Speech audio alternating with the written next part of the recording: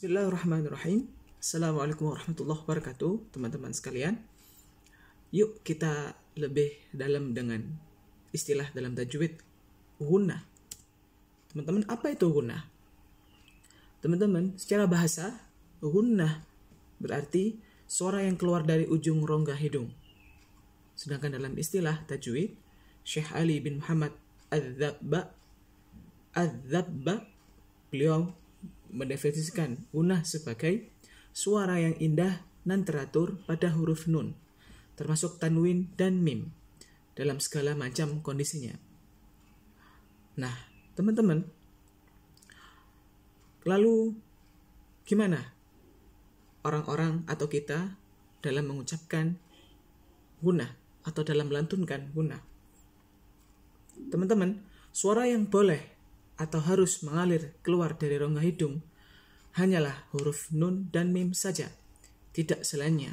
Jadi misalkan teman-teman sekarang mengecek, misalkan nih, dengan mengecek atau memencet hidung teman-teman saat mengucapkan suara A'udzu billahi minasyaitonir rajim.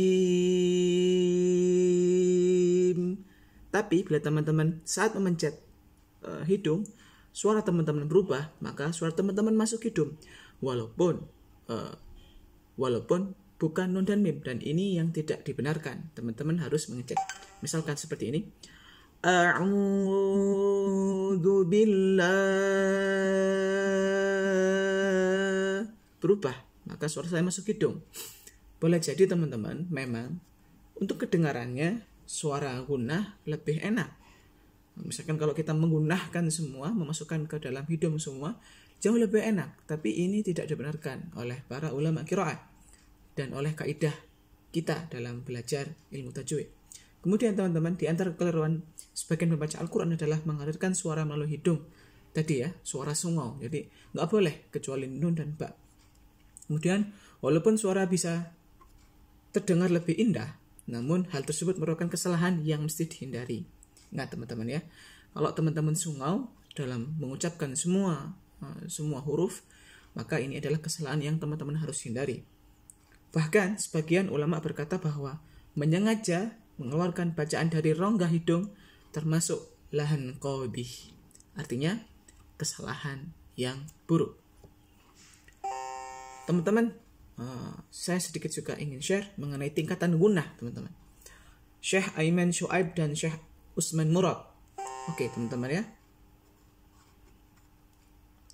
Saat tasydid dan idgham bi gunnah, kapankah kita mulai memakai gunnah?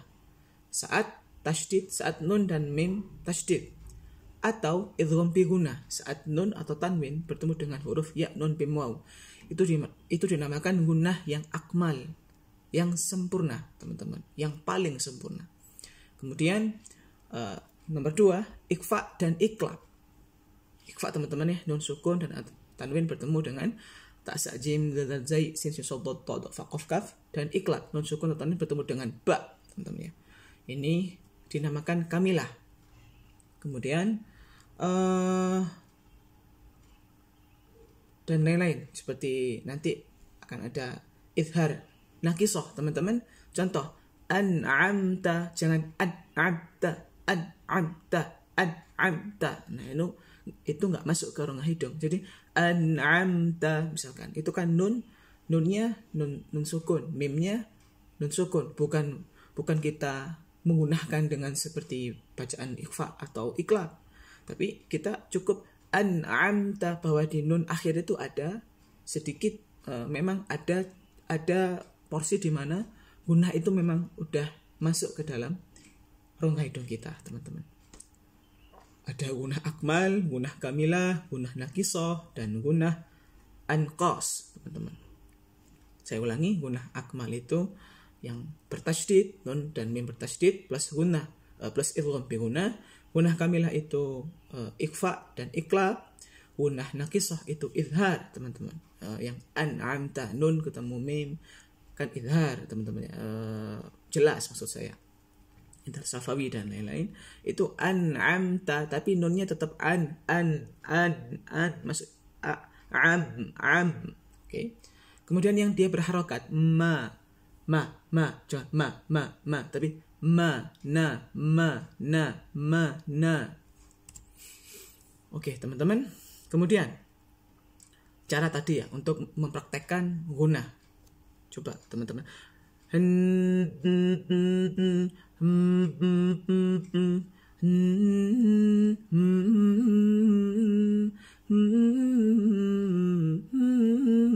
Itu enak sekali teman-teman kalau saya didengarkannya, itu memang karakter ciri khas dari gunah teman-teman. Nah teman-teman, kemudian berapa kadar gunah itu teman-teman? Berapa kadar gunah itu teman-teman? Yang saya dapatkan dari guru-guru kami yang mengatakan bahwa gunah itu setidaknya 2 ketukan, atau seperti misalnya satu ini ya, tapi tidak seperti atau sepanjang matobi'i teman-teman, lebih lama sedikit daripada matobi'i. Nah seperti apa? Maka teman-teman harus tanya lagi kepada guru teman-teman, karena boleh jadi nanti ada yang bilang 3 ketukan, ada yang bilang sekian ketukan kira-kira, tapi juga tergantung ketukannya. Kalau misalkan teman-teman ketukannya lambat, boleh jadi sampai 4 ketukan. Misalkan teman-teman ketukannya misalkan sebentar temponya atau bacaannya itu agak lambat atau agak cepat, boleh jadi nanti ketukannya cuma 2 ketukan, tergantung ketukan yang teman-teman pakai, atau tergantung kepada cepat atau lambatnya tempo bacaan teman-teman yang teman-teman pakai teman-teman ya. Seperti itu mungkin. Mohon maaf, ini ada komputer yang sedang on teman-teman. Nah begitu teman-teman untuk gunah. Contoh inna azab, misalkan innal ladzina amanu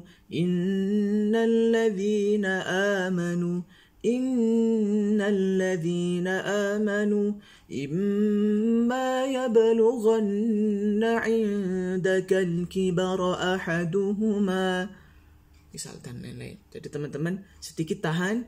Innal ladzina amanu wa 'amilus solihati falahum, dan seterusnya. Subhanakallahumma bihamdika nasyhadu an la ilaha illa anta nastaghfiruka wa natubu ilaik. Wassalamualaikum warahmatullahi wabarakatuh.